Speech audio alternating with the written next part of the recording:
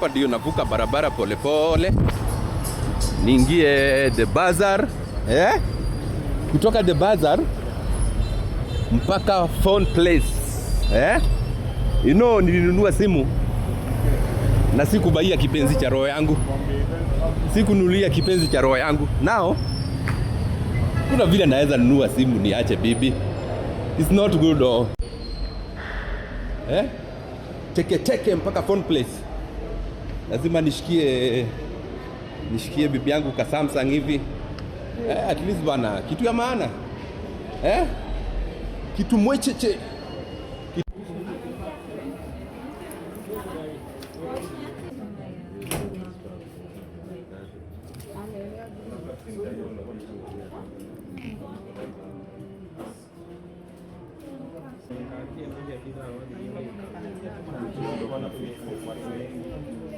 Kama aje ni.